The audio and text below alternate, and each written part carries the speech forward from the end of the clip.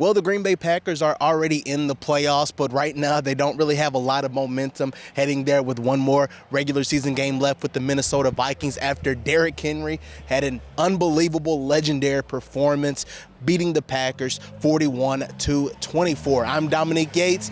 I'm joined by Pete Dougherty. Pete, welcome back. It's good to see you. It's good to be back, and to say that they have no momentum, I would say they have anti-momentum at this point. That was incredible. Yeah, I mean, what can you say about that run defense? We've talked about this for a few weeks now. When Devontae Wyatt went out, we said this could be a problem that they have to watch for, but you could say Micah Parsons kind of hid some of those issues that they had in the run defense. But with both of those guys out, it seems like they have a serious problem right now. I mean, look, when they traded for Parsons, which is a deal you got to, I can't imagine any GM in the league sitting in Brian Gutekunst's shoes wouldn't have done that deal. I'd find that hard to believe.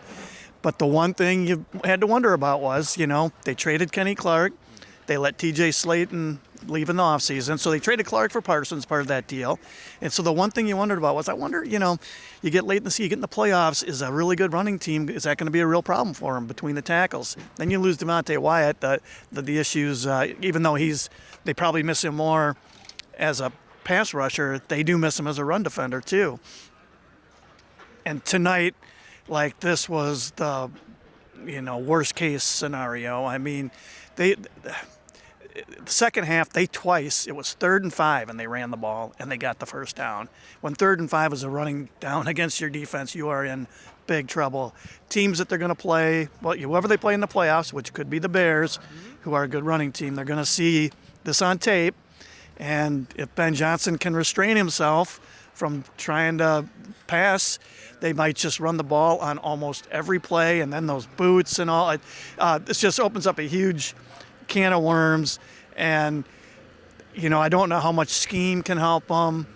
I just don't know if they have the personnel that's going to be able to get the stops on the inside running game. Yeah, Derrick Henry, a career-high 36 carries, 216 rushing yards, 4 touchdowns. But if you ask me, he probably could have had about 45 carries or maybe even more, and I wouldn't have even questioned it. That's how dominant he was in this game.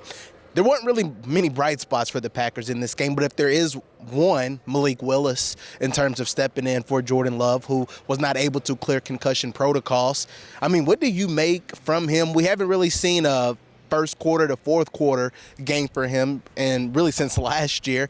Yeah. What do you kind of make of just his growth and what he did on the stage? He looked good, and they really opened the playbook. I mean, they threw a lot. They were, it wasn't like this was a run attack game. His ability to run is a big weapon.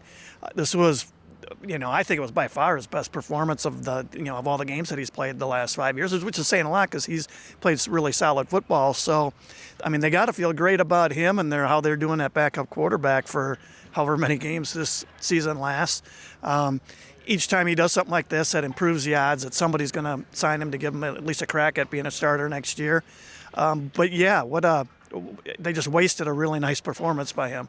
Yeah, and that's the name of the game. This team has lost 3 in a row, starting with Denver, then lost Chicago, and now they lose in what is the finale at Lambeau Field, losing 41-24 to the Baltimore Ravens.